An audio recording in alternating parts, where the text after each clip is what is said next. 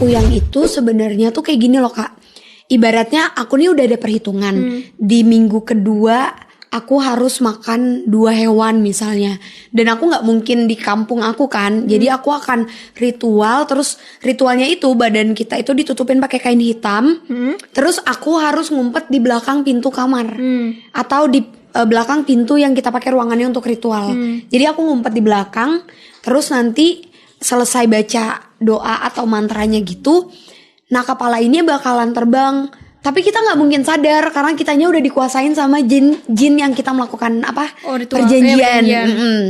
Jadi tuh kita nggak bakalan sadar rasanya apa kepala copot atau gimana. Kayak misalnya kan ada orang yang nanya kalau misalnya itu manusia pasti kesakitan dong kan kepalanya copot, organnya itu tuh enggak.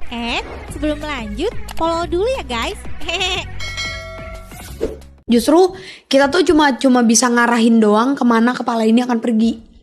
Siapa? Kitanya. Kita bisa yang ritual. Nah, tapi kepala ini bakalan diisi sama jin yang kita melakukan perjanjian. Makanya nanti isi-isi badannya itu yang ikut di kepala itu tuh jadi kayak ada apinya. Terang, terbang-terbangan itu kayak terang banget kan? Kayak ada cahaya.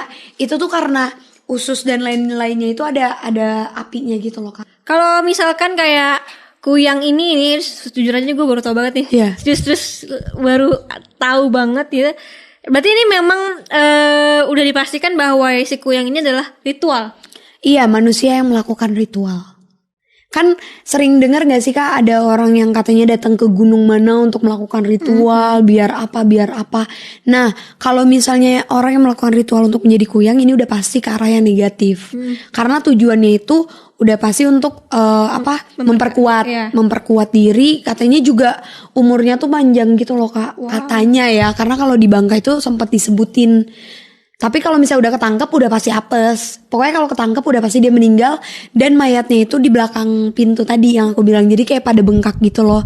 Kayak biru-biru memar. Tapi sampai sekarang tuh masih ada yang kayak gitu ya? Masih ada. Karena yang waktu di Bangka ini maksudnya aku bukan yang ngomong kayak gini karena so tau ya. Tapi berdasarkan pengalaman aku yang kemarin di Bangka dan dapat cerita langsung dari orang-orang yang lihat. Pas udah ketangkep udah pasti langsung meninggal. Karena kan apesnya itu emang kita tuh kalau katanya ya, kuyang itu bakalan terbang tuh, dia bakalan pergi cari makanan itu di jam-jam 3, jam 2 di saat orang-orang tidur.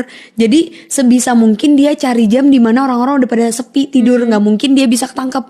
Jadi nggak ada tuh kuyang yang misalnya keluarnya habis maghrib atau apa itu udah pasti. Emang dianya yang sengaja pengen dibunuh kali iya. Karena emang udah nggak ada. Ini dipastikan semua orang bisa lihat kalau ada kuyang. Bisa. Cuma gesit banget. Karena kan kita takut ngelihat kepala terbang dengan kondisi bener-bener muka orang. Cuma bedanya matanya itu merem. Itu dia yang aku bilang. Jadi kepala dan organnya ini akan dikuasai sama energi atau jin yang memang mereka melakukan persekutuan. Seperti itu. Pernah makan manusia juga gak? Kalau yang aku dengar sih kuyang itu gak pernah makan manusia ya. Cuma dia tuh misalnya nih ada orang tetangga kita yang baru ngelahirin. Terus dia tuh tahu nih ari-arinya ditaruh di mana. Nah ari-arinya itu yang diambil. Apa efeknya apa sama si yang punya ari-ari? Ada nggak? Nggak ada efek. Makanya nggak ada efek apa-apa. Oh berarti karena dia tahu aja ari-ari ada di mana, akhirnya diambil karena itu buat dia sendiri. Buat gitu dia ya? sendiri. Berarti si bayinya nggak ada efek apa-apa. Nggak ada efek apa-apa.